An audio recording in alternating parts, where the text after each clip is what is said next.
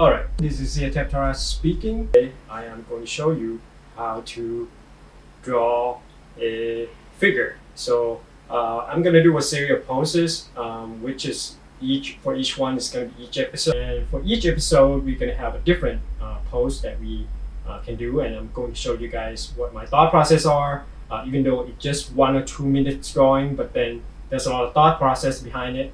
And don't be discouraged if you can't make it in time. In the first draft, you probably won't get it dead on, right? Then you're gonna kind of add on and try to measure so that each body part have a accurate proportion. Then, or adding the muscle group in there, or adding clothes, or armored, or something like that, right? So you can complete your drawing that way. But this is just the beginning. To find your pose, and how I'm going to show you how to do that, and then my thought process of how I break it down. And if you have any comment, post them down below, and please click like because you do enjoy the video. I hope so. Yeah, all right, well, let's get started. All right, guys, welcome to episode 6 of how to draw a body and poses or figure drawing, to be precise of what the term actually is. In this video series, I am trying to help you guys understand how to draw a body in a different way, like perspective or proportion or anything that would help you guys get the figure correctly. And when you are doing a figure drawing, whether it will be a gesture or 3-minute pose, 5-minute pose, and 10-minute pose, there are purpose for doing all those timing that we have. Gesture drawing are pretty useful for you to get warm up before you start doing a longer pose, and it would help you trying to or deciding whether which line or which part of the body you should focus on first and which is more important. You know what I mean? So within the amount of time, like 1 or 2 minutes, you can only do so much. So you are going to have to decide whether the line you put in would be efficient enough to convey the pose, whether like maybe if you're trying to draw a portrait, that might be a little bit too short. But if you're trying to get the pose and gesture and the flow or the character action, those are going to be primary focus when you are doing a gesture drawing. You can't do much with anatomy or trying to study muscle. That's in my personal opinion. If you look at a lot of old school, even nowadays, Disney animator, they use this gesture drawing to get the action out of this figure so that they can do them correctly when they animate. Or even a 3D animator these days, the figure drawing or the gesture drawing are they are pretty good, they're amazing. And they get the gesture down just enough for you to see what is going on in that event. So, and then as it goes longer, you could add a little bit more, like in 3 to 5 minutes you can actually these are still gesture, my gesture drawing. So this may be 1 or 2 minutes. You can get a little bit more into 2 minutes, adding some nice curvy line. You look at these, they are pretty simple, right? So the line are not as accurate, but enough they are to convey what the person's doing. And you can actually use this gesture drawing to practice your dynamicity, or using how to create a weight distribution between the legs, or how to look at the form and how to create certain movement, and look at the shoulder and the hips. And I'm going to show you later to break down this drawing of how I actually start drawing. But in the beginning, I'm just going to explain to you why I do what I do in a certain way, and what I think of when I'm thinking of like a gesture drawing in 1 minute or longer minutes. So in this, these are 2 minutes. These may be 3, the 2 in the bottom, because I have time to do a shadow, right? So these are quite a while ago in the real live drawing session. So the first one, this one is graphite, or basically just regular pencil, 2HB or 2B, I'm not sure. I usually prefer around that range because they're not too dark. And in this one is a brush pen, so you can get the thick and thin of the line work, right? If I'm these are kind of low res. If you're zooming in, you can see I have this one to be thicker, right, and then thinner as long. So and you see the curve, when you're curving out and trying to show the mass, your line are essentially, you want the line to be thicker, and as it taper in, you want it to be thinner, right? So same as this part here, and then the shoulder, right? So you want those part that you're trying to convey the thickness of the mass to be thicker, and then when it kind of a little more bonier or a little less mass, then you're trying to reduce those line width to as you put your brush in or as you're doing your pencil work, right? So these are basically 1, 2 to 3 minutes of the drawing. And here, if I have a little more time, I usually trying to add the line width or play with the line width. But a lot of time, within 1 or 2 minutes, you are not going to have enough time to play with the line work. This one are probably 3 to 5, I'm not sure.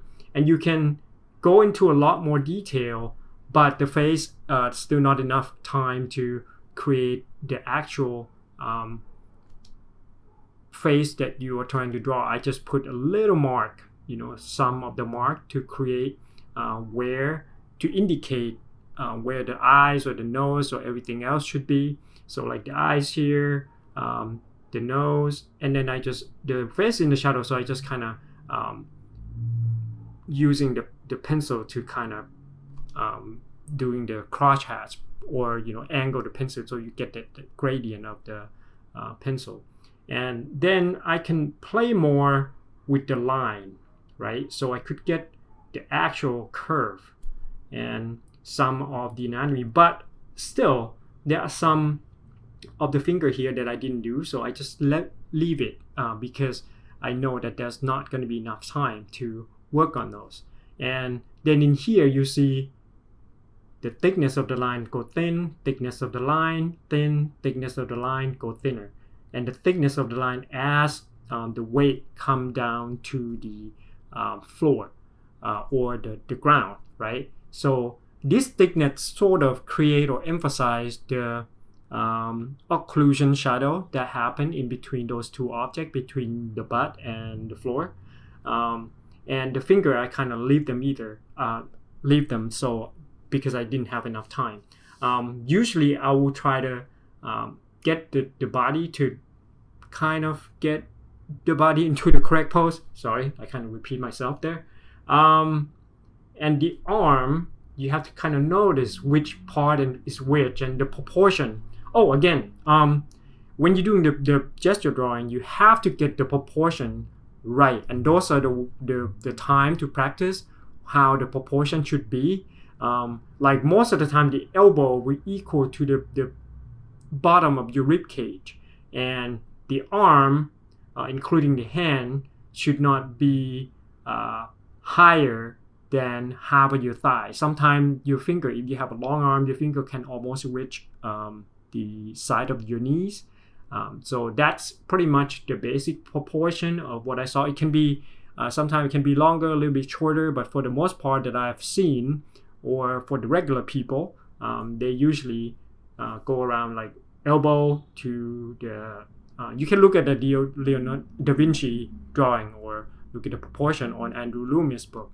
And those are just you're going to get the accurate proportion, right? So proportion is really important. People think anatomy or the detail will get, the attention of people.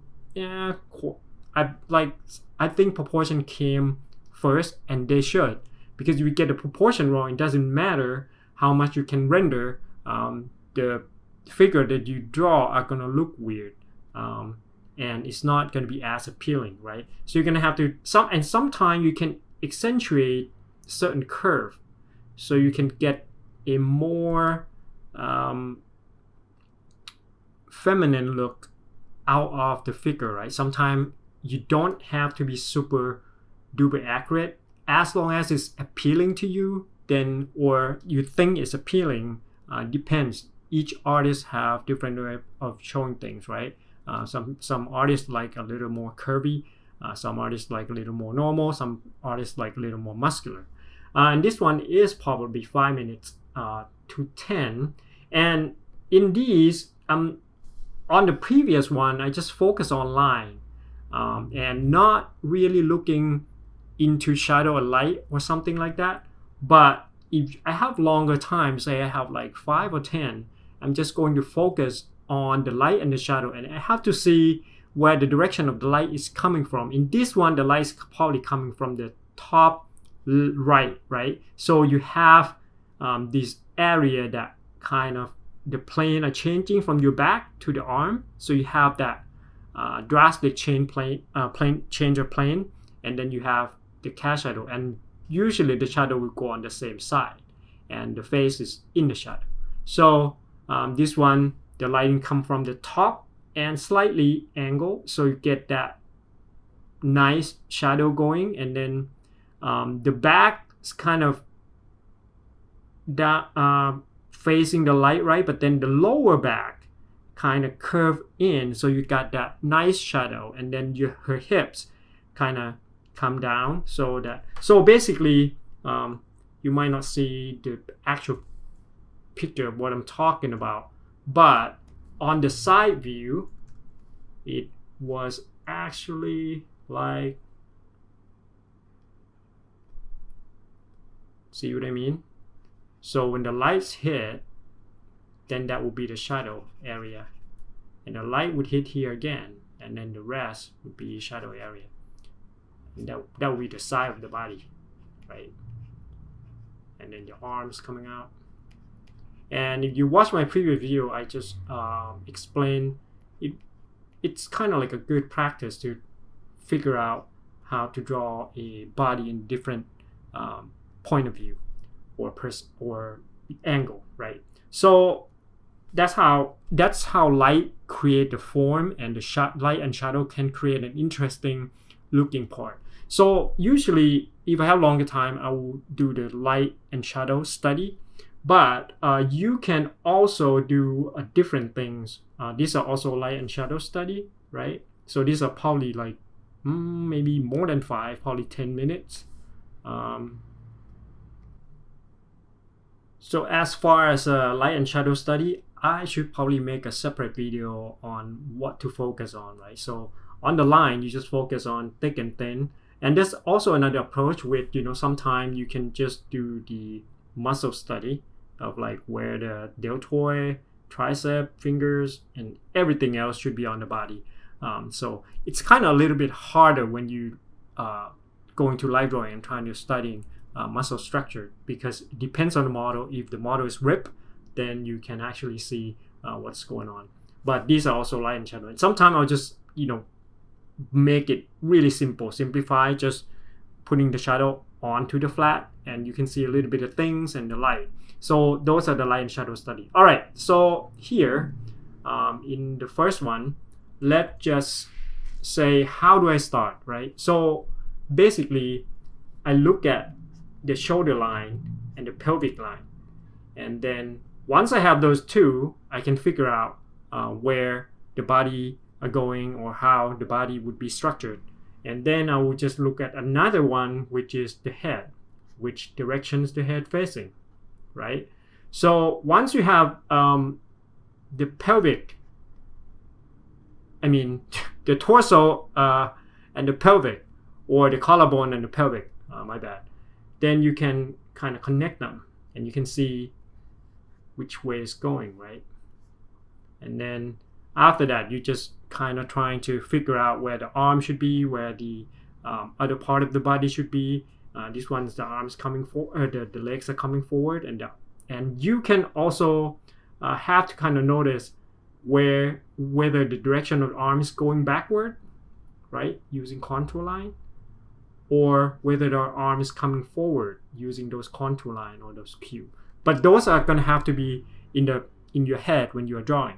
So you're not going to, if you kind of new, you might want to draw that out, but as soon as you get comfortable with it, you can just keep those in mind, like which direction are they going? Are they going to further away, or are they coming toward us? And a lot of time I'm trying to get the big mass first. Like if I'm drawing female, I'm just going to get the hip, right, and the spine. And then I'm just going to look at the collarbone and the pelvic. And those two lines are just going to be in the back of my head. And then I'm just going to try to connect them there. And then you can see, and usually when you're drawing this figure, a lot of time collarbone and pelvic are going to be on the opposite side. So you can have, and if your pelvic is going up, that means your weight is on that side most of the time. And then because the weight or the force from below push the pelvic up, and the side of the hip that are more relaxed are going to go down. And usually your body trying to compensate that by tilted your collarbone to be on the opposite side, or one side closer and one side further apart, and it creates those natural C curve or S curve, right? So then you have like a really nice contrapposto, that's what they said, I guess, going on. So like in here, shoulder, pelvic, and it create S curve. And also another things, since body are not two-dimensional, you are going to have to figure out which part of the body is in the third dimension. Meaning you have this two-dimension face, right, for the torso. Then you either have to look up or down, where if the body is tilting up or if the body is tilting down, or which side, right? So you're gonna see this side of the rib cage. So that's gonna be your two sides of the face are going to be your C space going in, or the third dimension. Now you're gonna have to figure out where is the midsection of the torso, and once you figure out the midsection of the torso, you are gonna know that the side is facing this way, or this one is seeing the side and then going in the back. So once you can see the whole image of that object in space, you can easily figure it out how to twist the body in a certain way. Like in here, the pelvic is twisted that way. Here, the pelvic is twisted this way because you have that side of the hips, right? And you probably will, the top of that face of the pelvics are probably going away, and you probably will see your bottom if it was a box, and the legs kind of lifting that and block that view. See what I mean? So you have to figure out which way is that, which way for each plane of, which way are the three plane facing. Like in this one, probably the same. This one, depending, right, you probably see a little bit in the front and then a little bit. Sometimes you try to, I don't think it's a good idea to leave out the bottom ones. So this leg is a little bit lower, so you're gonna see the bottom, and this one is pushing up, the pelvic's going that way, so because it's got the force from the below, right? And then you're gonna have to figure out whether the legs going straight down, then it's gonna be line, because, and this contour line are going in downward, and it doesn't coming toward us like this. or it doesn't going away from us, right? So it's just straight down. But the foot are coming toward us, and the legs are going away from us. And this one, it has a little bit of, you have to find, once you when you figure out the torso and the pelvic, later you have to figure out where the limbs are going. So whether the arms going like this one is going into the space because the forearms touching that legs, so now you can figure out the cylinder is going away. But this one probably also a little bit, since it had to kind of help that arm going, right? And torso, kind of the same. And for the head, you have to try to figure out which way it's facing. This one doesn't have a lot of good direction for the face. This one, you see the top of the head, right? Trying to figure out in box first, and then you can later on trying to give it curvy shape. And this cross will dictate whether which way the face is, the direction of the face, which way the head is facing, or which direction the head is facing, right? This one you have to kind of figure out where the legs are going, is coming out a little bit, and this one are going that way. So figure out which direction in space the body are going, and you have to figure out the collarbones and the pelvic a lot of time. So in here, you can see that tilt that way, this tilt this way, and the back's kind of curved this way, right? Once you figure that out, you can kind of easily create the shape. And then that leg's going that way, this leg's going this way. But you have to kind of figure out really quickly when you're doing a gesture drawing, because otherwise the time's running out. And don't worry about it if you don't get the whole thing right off the bat. It's gonna take a long time to practice to see how everything works out. You can usually I'll set a goal and sort of like, okay, today I am trying to play with the weight distribution, and I usually go for the leg first if they're standing, and go for the straight leg most of the time if you see the straight leg, because that's going to be the leg that carry the weight, and then the other legs will just came. And then there's usually go with spine line, hips, and then but a lot of time you're not going to get the C curve. Sometimes you get a weird curve depending on the model, but if you got a really nice or the models have a really good gesture, then you will usually get the C and the S curve right here. And usually I'll try to go for the hips, spine. Then you can see where the rest and that arm's going away because it's going in space. And a lot of time you have just object or props in there, leave them first until you have enough time to get to those. If you don't have enough time, just trying to get the whole body. And some other people or different people have a different approach in doing a gesture drawing. But for the most part, if I am a character designer or a concept designer, I'm trying to get the pose as is. But if some of the people are trying to get, anatomy or muscle or whatever, then, they might be approaching or focusing on something else. But usually I'll try to get the whole body in. And in here, once you be able to get those proportion right, then you're going to be able to try to decorate those proportion by using this line quality, the line width, and trying to play with them. And the more you draw, it's going to take some time. You're going to get better and better, and you're going to be able to control the line width.